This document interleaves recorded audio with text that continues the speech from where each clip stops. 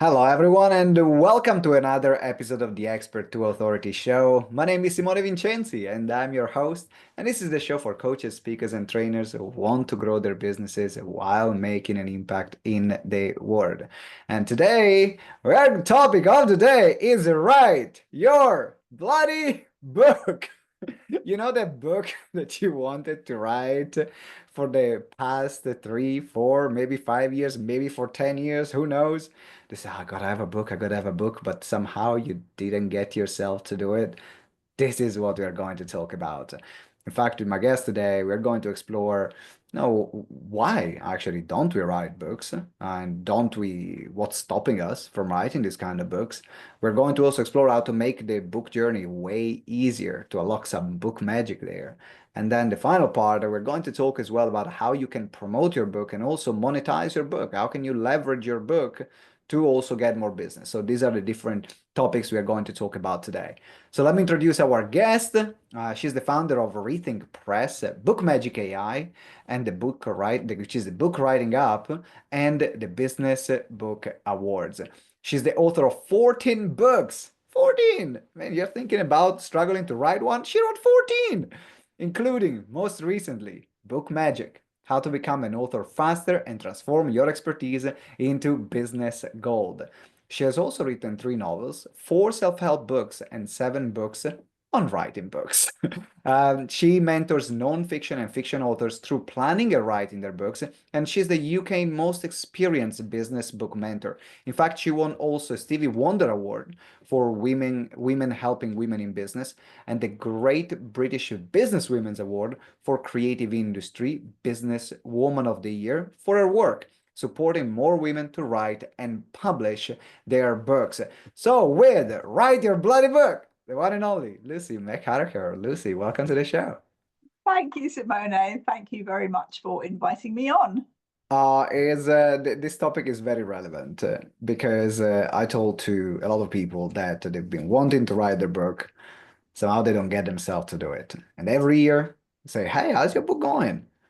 And then they change topic. It's like, no, I'm still on chapter half. Not even one. I'm sure you're familiar with that. So from your experience, what have you found that stops experts and thought leaders, people that are actually good at creating content? They normally create content for a living. They might speak, they might run webinars, they might give talks, they might write on social media, but somehow they don't write a book. Why is that? Well, I think a book is a very different kind of project to all the other kind of writing that people do. And even if you're really good at writing and you write articles and blog posts and social media posts all the time, writing a book is a really big piece of work. It's not just, sort of one-off something you can finish in a short period of time. And I think the thing is, people are experts in their own field, and then they don't realize that actually they're not an expert in the field of writing books, which is, a field of expertise in itself. So they've got this wonderful idea in their head, they've got all the content there, they've got the concept, and they actually literally do not know where to start. That is the hard bit. They don't know where to start. There's so much stuff in there. Where do I actually make a start on this project? And then the other thing that happens is that people make a start, but they don't realize that they have to do detailed positioning and planning work first. And they just jump into the writing and they think, yeah, I know what I'm talking about. I'll get in the flow. Everything will come good. I'll write a brilliant manuscript. It will all fall into place. And it doesn't. Because if you don't plan first, you tend to write a chapter or two, and then suddenly you get hit by writer's block, or you start thinking, oh, now hang on, could I put that bit there, or should I put this bit, or how do I progress? And so many people just give up. And another reason they give up is because they're working on their own. They don't have somebody, a coach or a mentor. They don't have anybody keeping them accountable, and they don't have a group that they're kind of part of. So it feels like very lonely and very, there's nobody to ask what the next step is. And I think we all have this idea in our heads of, a writer's a creative. You sit in your room on your own and you're, scratching away with your quill pen, or you're actually tapping away on your keyboard. But, it's something you have to do on your own. And it just isn't. But all of those things are a kind of recipe for not getting your book either started or finished. Yeah, it's almost like a recipe for unsuccess. Like Yes, for exactly, since now exactly. that we have the recipes for success, this is the opposite. The recipes for not success or unsuccess. If this is even a word, maybe it can be the title of a book, Unsuccess. Who Yeah. knows? Yes, that's a great one. That's a good title. We're already coming up with titles. But as you said, writing a book is a creative process, and it's a process that actually can also be quite long. Because Yeah. it goes from different stages. First of all, you got to start planning and thinking about, okay, what am I going to write and how I'm going to write it? Then what kind of content? Then you're thinking about the positioning. Now, what am I going to put in this book also that can help me and my business as well? Because you have that piece. Then you have the part of, because the process can be long, then it's like the stamina, like the willpower that somehow at some point wears off. Yes, And exactly. And there's also the problem that if you take too long, your business has probably evolved while you're writing. And it's really important that the book you write, if you're going to use it to build your business, it has to be absolutely aligned with what you're doing now. So if you start a book and it's sort of about one business, and then, kind of 2 years later, you're still writing, but your business has changed, you've really got to rewrite the whole book. So you need to get it done quickly and efficiently and effectively. what's in terms of time frame, when you work with your clients, what's an average time frame that you would say someone would take if they focus on it to write a good quality book? Well, I think you can get a good quality manuscript written in 3 months. I mean, you can get it done quicker than that, obviously, if you can just put the time in and not do anything much else. But most people are running their businesses at the same time as they're writing their book. But if you can, I mean, the secret is not to just kind of go off on a writer's retreat and think you'll get, oh, I'll put a week aside and then I'll just do it. Actually, it's a day by day, step by step process, because you need to process as you write. So if you can steal an hour out of every day for the next, say, 6 weeks, you can get your first draft written, because I think you can, once you get going, you can write 1,000 words in an hour, and your book only needs to be 30 to 40,000 words long, let's say 35,000 words.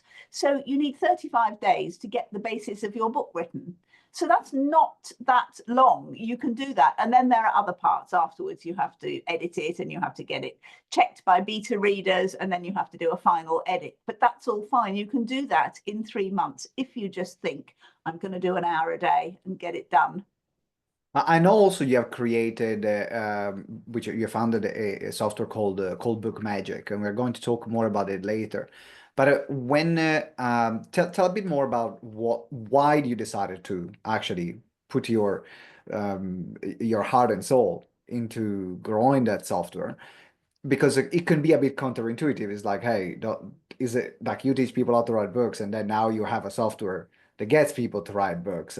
And with that question as well. So the first question is, why did you decide to start BookMagic? And then the second is, does the 3 months apply also with that? Because I know it can make it writing much faster as well. Yeah, no, that's a really good question. So I think there are some people who think that you can just get AI to write your book for you, and that will make it super fast. And of course, it would do. I mean, there is literally an app that says, tell me about your business, and I'll get AI to write your book in 15 minutes, and it does. But it's not, what kind of book is that? It's nothing to do with you. You have to, it's really important. You can use AI to really help you do all sorts of things, but the writing itself has to be done by you. So I'll come back to that in a minute. But the reason that we started BookMagic AI is that I have been working with entrepreneurs, speakers, coaches, consultants for the last 12 years, and taking them through a process and developing that process and spending time with people who are going through the writing process. So I have a very clear step-by-step process to take people through, and it's been, it's got better and better. And I know that people can write their books in 90 days. But then, AI came in, ChatGPT appeared, everybody kind of thought, AI has got to be able to help writing your book, and it has.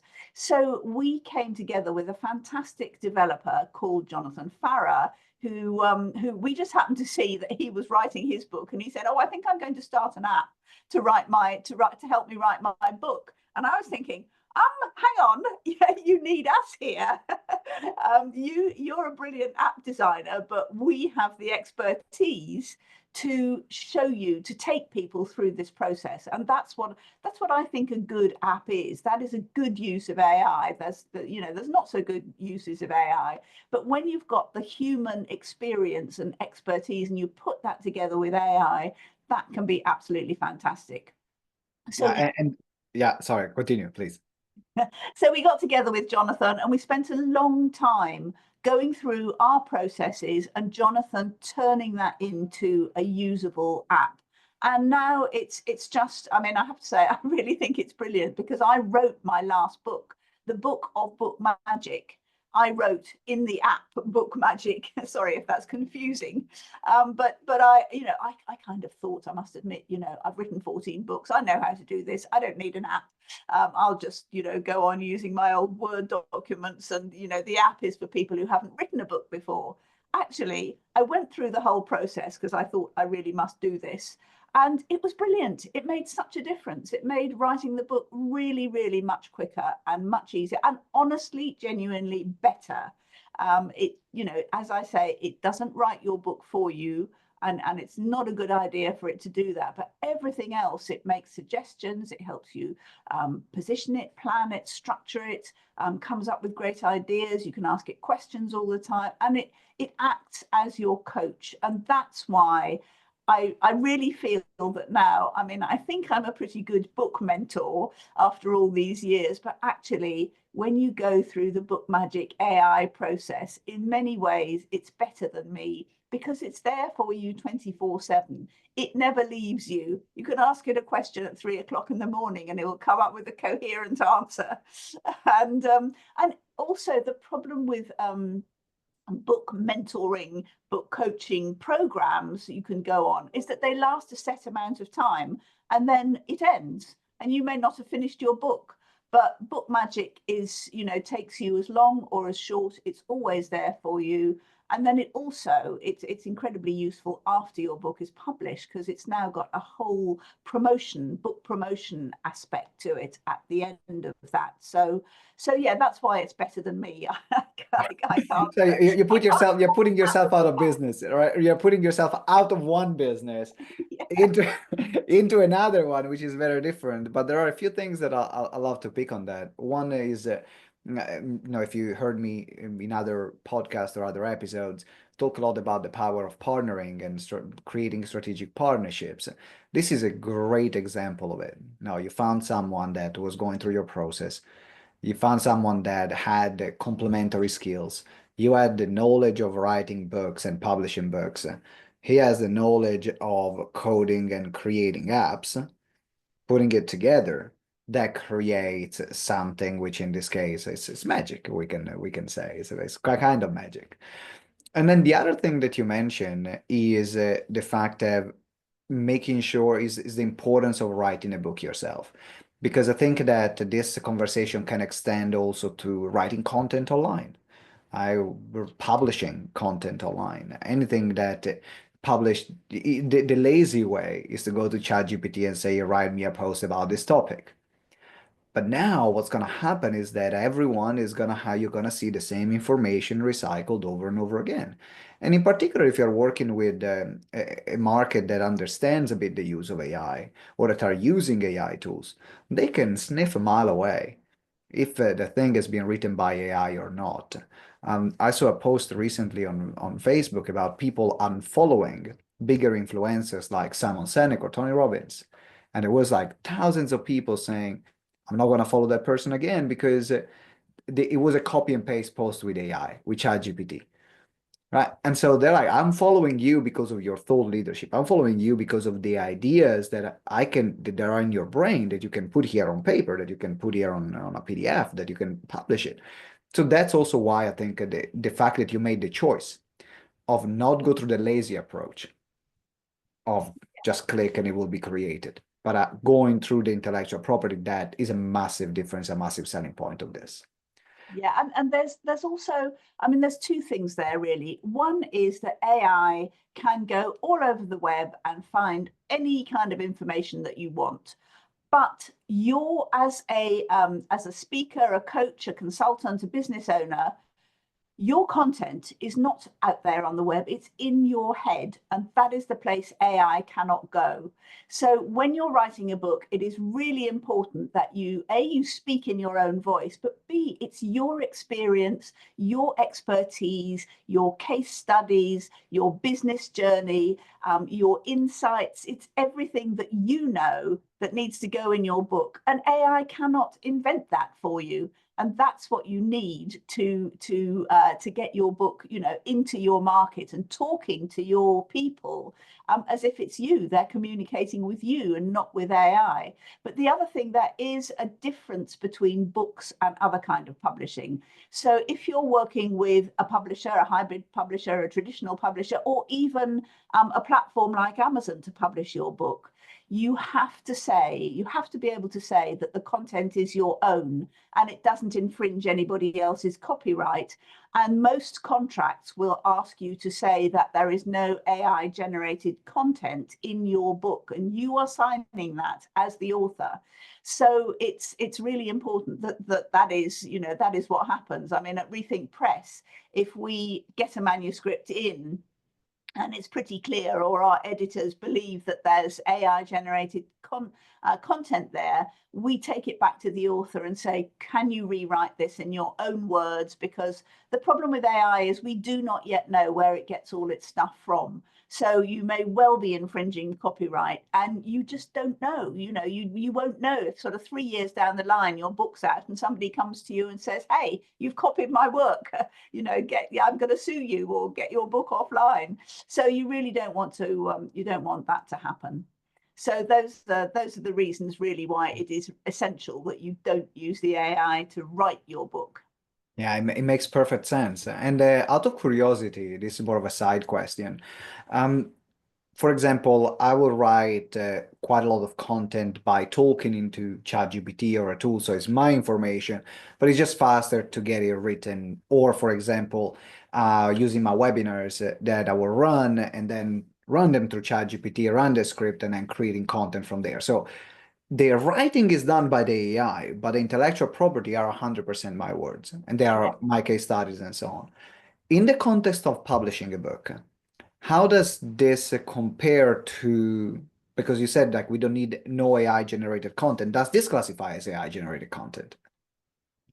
Uh, well, I mean, in BookMagic AI, we have the option. You can either write your book or you can speak your book, and we want the app is as inclusive as we can make it. So some people, as you say, I mean, I don't know what I'm thinking till I see it written on the screen, and then then I'm clear. Other people, like you, presumably, you think as you speak. Your speaking is what creates your thoughts in a way. So you can do both of those with BookMagic AI. You can either just speak it, or you can write it, or you can do a bit of both. I mean, if you're mainly writing your book, say, on your PC, and then, you go out and somewhere you suddenly get this genius idea and you think, oh God, I must put that in the book. You can just, get your phone out and talk it through in the app. And there it is. I think that is, if it's edited, if you like, by not by ChatGPT, well, by ChatGPT or by BookMagic, then that is not AI generated content. You can ask it to sort of run a spell check, a grammar check, things like that, to make it, you can make something a bit shorter or a bit longer, but as long as the actual content is generated from your brain rather than the AI brain, then that's fine. That's what matters. I have a question now on positioning because one of the things that you said, you have different things that people get stuck on. One is the planning part. Another one is positioning. What do you mean about positioning and why is that important in the context of book writing? Right. Well, this is where we actually start with, when I'm mentoring people or when you use BookMagic AI.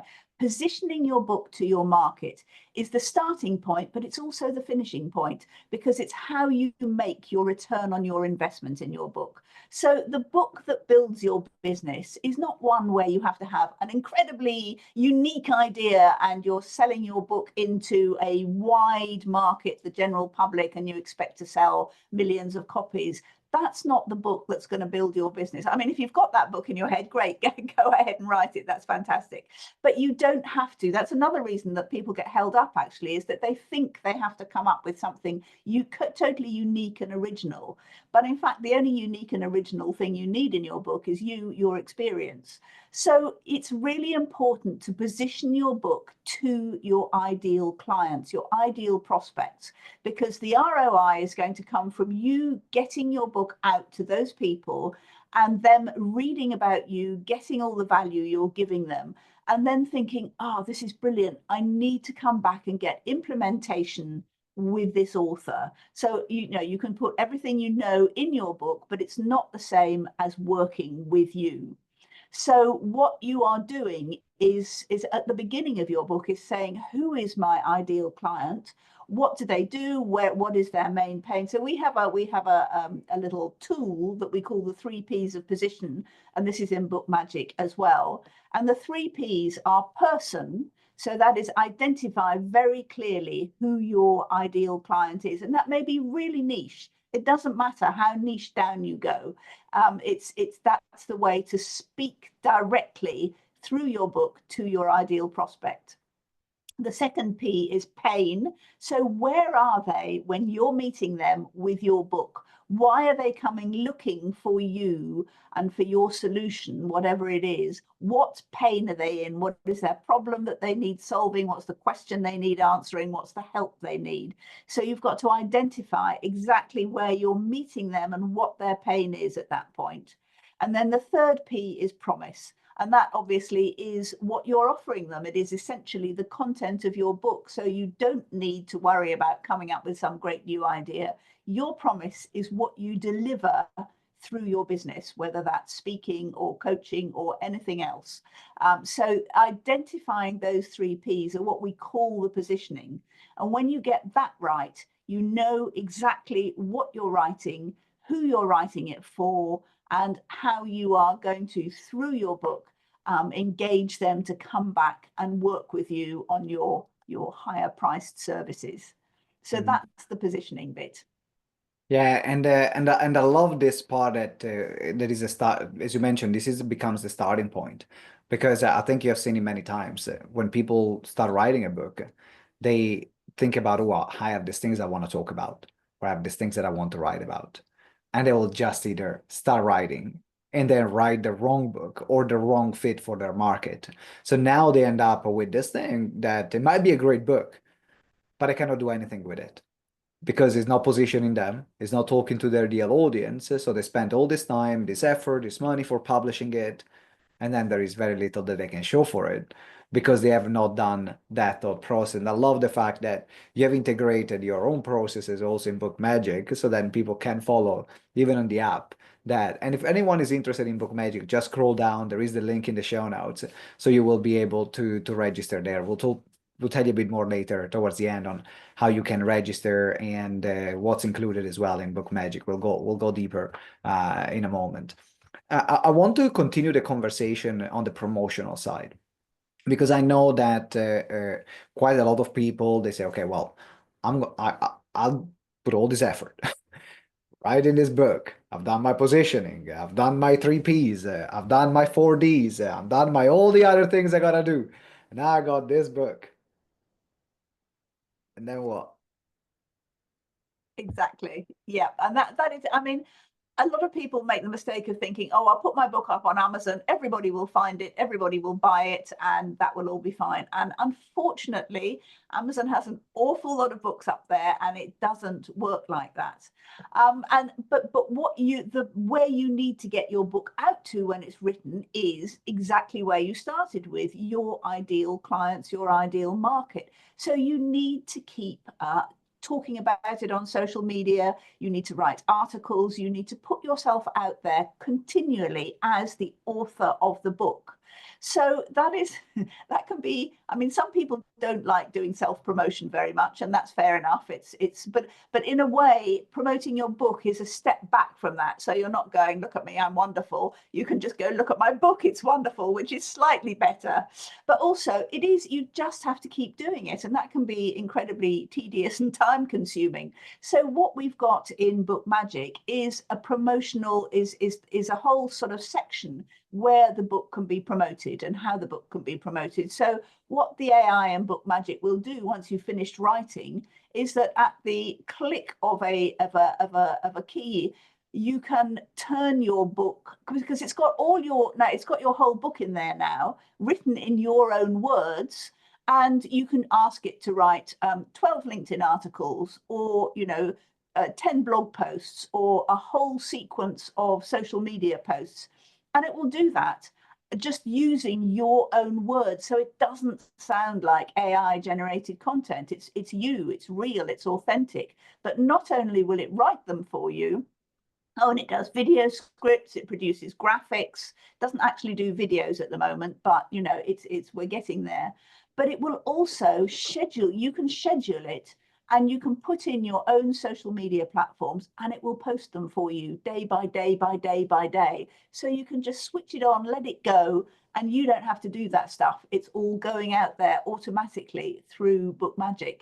So that is a huge, huge bonus. When you've written your book, you can be sure that it will get promoted. It will go out there talking to your ideal clients and your market on a day-by-day basis.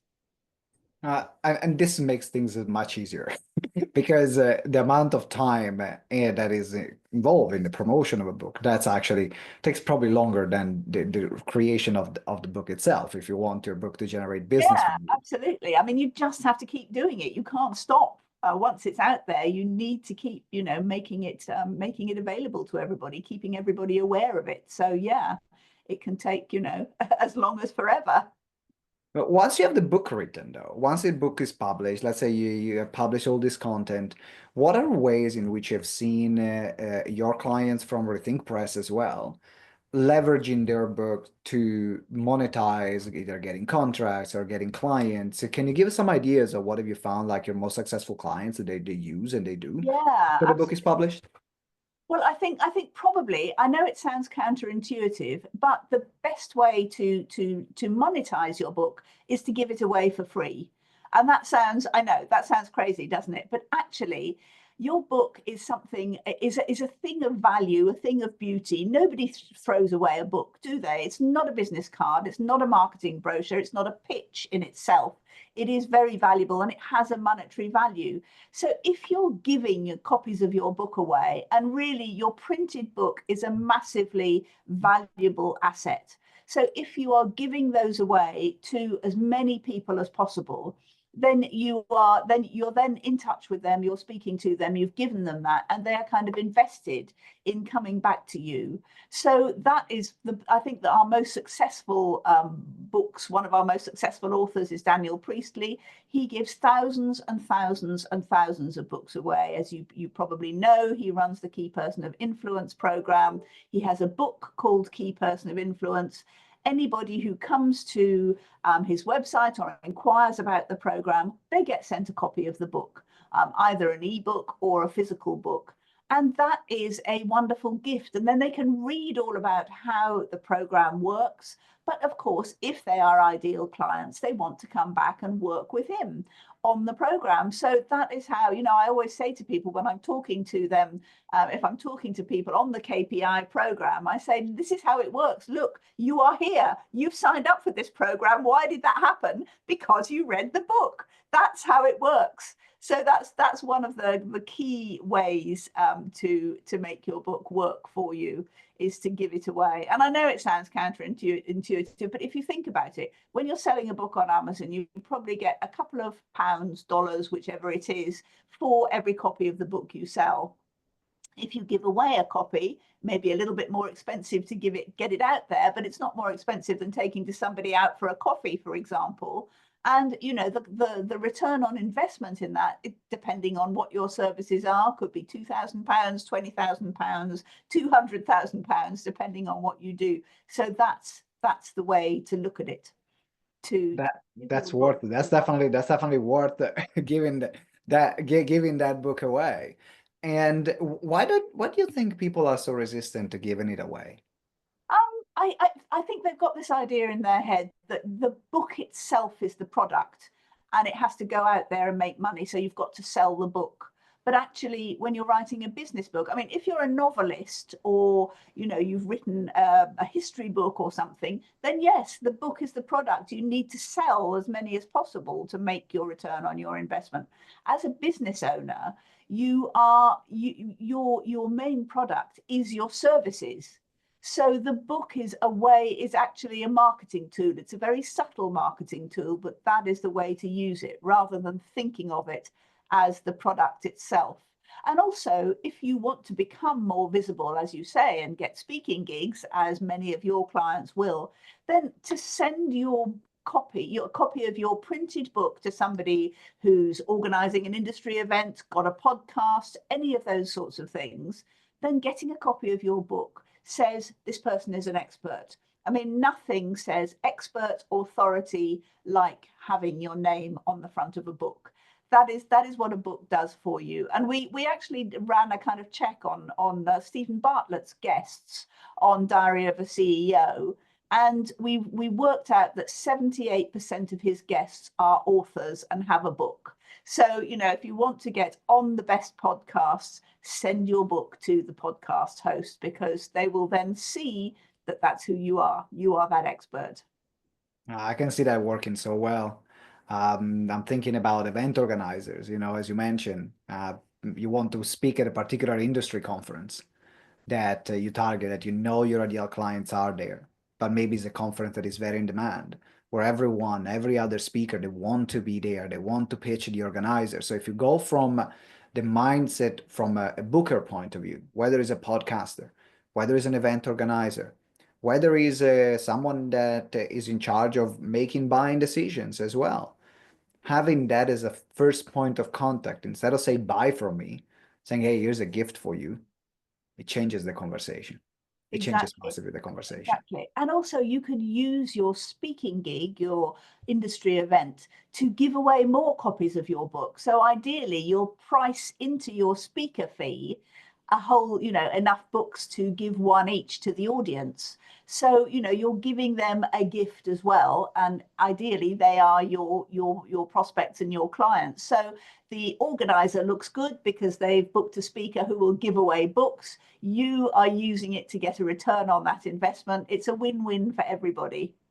That's such a great idea. It reminds me, I didn't give away my book for free in many situations, but that's how I built my coaching business at the beginning.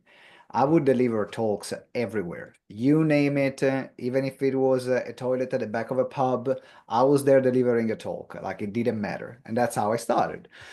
And I wrote this book, which took me about a month to write. It was quite simple, actually. It's called 69 Buzzing Question to Turn Your Life Upside Down. So, bit of a catchy title, big 69 in red on the cover, just playing on the joke there. There was also meaning that I was telling as part of a story about why did I chose that number. It's not just a sexual reference. There was a story behind it about what that number meant to me when I was going at school in Italy and so on. So there was a story attached to it. But what I was doing in my talks, I was selling a book, and I was selling it for £10. And I was giving one for 10, two for 15. And if everyone that bought the book, they would have a free coaching session, free 90 minutes. And that was what built my business. Wow, I that's a, sold, I sold, just to give you an idea, not everyone got the coaching, claimed the coaching session or booked it, but a good 70% of people did. And I sold about 1,200 copies of this book over the years. Never sold a copy online, by the way. Not once, because I wasn't promoting it online. I was going to the events with my briefcase, with the books, delivering my talk. Say, hey, you want this? You got a coaching session. It's £10 for one, £15 for two, and that filled me up with coaching session. I got all my clients in that way. I made my first 6 figures using this strategy. That's genius. That's absolutely brilliant. So essentially you're selling your coaching for 10 or 15 pounds Correct. via the book, and it seems incredible. And well, it is incredibly cheap, but it's, it gets you in there with people. The other thing about Amazon too is it's not necessarily just a place to sell, but it is the best search engine if you're out there looking for experts. And the media go looking on Amazon for their experts, because obviously if they want someone to talk on a subject, they need an expert. So they will look for somebody who's written a book on their subject, and Amazon is the place to look. So, if you want to be picked as an expert by the media, by journalists, then, your book needs to be out there and up on Amazon. I didn't think about that. That makes sense though. That makes sense. Yeah, you can go on Amazon, filter for the topic, see which ones are ranking higher on that topic, and contact the authors. That makes total sense. Well, Lucy, before we wrap up, let's talk about BookMagic. What people can expect when they register, and also how can people register for BookMagic? Also, is there a free trial that people can test? Let's talk through this at the moment. There is, yes. You can have a free trial for a couple of weeks, and you can test out the whole of BookMagic with that. I mean, if you're really quick, you could get your entire book written in 2 weeks if you can give up the time. But what happens when you go into BookMagic is that you start by picking your AI coach. So you have a coach who is your personal coach and takes you through the whole process. And then we start with something that might seem a bit tangential in a way, and it's the values exercise. So we work through your personal values and how they relate to your book in terms of the content of your book, but also what you want to get out of your book, what you put into your book. And the AI produces really delightful kind of summaries of your values and how it's going to help you work through your book. So immediately you get in there, the AI is working for you personally. It knows about you then. And the more you put in, the more it will be able to help you with the whole positioning, planning, all the rest of it. So then we go through then we go through essentially the 3 Ps of position. But you're not on your own doing that. The AI asks you specific questions about your ideal client, your business, what your services are. So it's asking you in simple steps to inform it about what you do and what your book is going to be about and who it's for, and then it will create an ideal client avatar for you. So it will also, if you want it to, it will come up with a nice little graphic, a picture of that person who constitutes your ideal client. You don't have to use it. You can upload your own photo of somebody who you would ideally love to work with, or perhaps have already worked with. But it really helps if you can talk to that one person, if you keep that on your screen so that you are always talking, because I think that's another thing people forget, is that when you're writing your book, you're not talking to loads of people at a time out there. It's not like being a speaker. It is actually every single person who's reading your book. It's a one-to-one experience for them. They are reading your book. They are listening to you just by themselves. So the more you can give the AI in that sense, that the better it can help you position and focus and answer questions. Because as you go through the writing process, you can ask it things like, have I said enough about this? As my ideal client, what would you like me to say? Is there more I can tell you about this? What have I missed out? So it's really smart, and it works with you in that way. But when you've done the positioning, then you get into the planning and the structuring. And we have a very clever structuring process. It's very simple, really, and it works from the bottom up. Instead of going, okay, so what's at the top of my book? What are the chapter headings? Let's put them up first and then fill them up. What we do is say, start at the bottom. Tell me 30 topics that you need to get across to your reader, and just put the titles of them on, we call them cards, because we used to literally use index cards to do this, but they're kind of strips in the BookMagic contents page. So once you've written the titles of 30 subjects on which you can write 500 to 1,000 words, that's the content of your book. All you've got to do is fill in the words after that. And then we go through a process whereby you add stories. So they may be case studies, or they may be anecdotes from your personal life, or something else. But half of your topics need to be illustrated with stories, because stories are what will engage your reader and make them think. Especially case studies, you want them to read your stories of how you've worked with people in real life on the ground and say, oh, that's me. I've got that problem. I need that solution. I need to work with this person. So stories are really important. And then we put in sort of data points, supporting evidence, if you want to have that in your book as well. And only then do we go, okay, now let's break this down into chapters. Let's turn this into a journey for your reader, so everything's in the right place, step by step. They read this, then they need the next bit, and then finally the top layer of structuring is parts. So if you want your book chapters to be grouped in parts, then we do that at the end. So instead of starting there, we finish there, and you build from the content up, and then you do the structure on top of that. So, and that, it just makes it so much less daunting for people when you think, okay, let me think of 30 things I need to say to my reader. That's it. Then I've written my book, basically. It does. It feels like you're going from this is everything I know about this topic. This is everything that is in my head. This is the experiences that I had. These are the case studies. These are the stories. These are the frameworks that I might have, or everything. This is out there.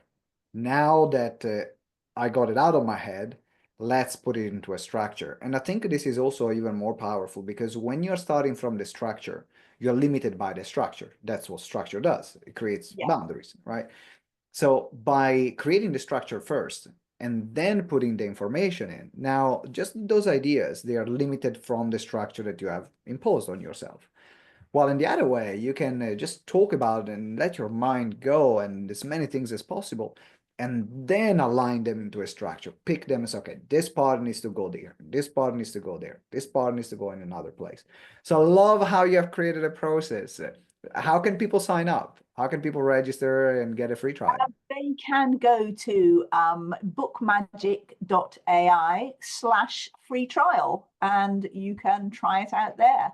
That's Simple as that. it takes. bookmagic.ai/free trial. The link is in the show notes or in the description. You can scroll down and find it, and get your free trial. Let's start right now. Give it a go. Absolutely. Oh, and the other thing is, we also have a Facebook group, community. So if you actually want to talk to me or Jonathan, just join the Facebook group, and I'm there all the time. Lots of questions coming through about writing or about the app. And, so it is, we are real people as well as AI versions. You're not just talking to a bot. No. You can talk to real people. That's definitely reassuring. Lucy, any final thoughts to wrap up this interview? Well, I just think we go back to the title you gave this episode. Write your bloody book. You'll gain so much from it. Don't put it off any longer. Just get it done, because you will get such value from it. You will build your business. You will build your visibility, and you will be the expert in your field and differentiate yourself from everybody around you. All right, write your bloody book, and BookMagic is there. BookMagic AI is there for it. Thank you, Lucy. It's been a pleasure having you on the show. Thank you for having me. All right, everyone. Thank you for watching or listening. If you haven't subscribed yet, make sure you hit the subscribe button, and also give us a good review. 5 star possibly. It's good for the show, it's good for the guest, and it's good for my ego. So make sure you give that 5 star review. And until next time, remember that together we grow exponentially. Ciao.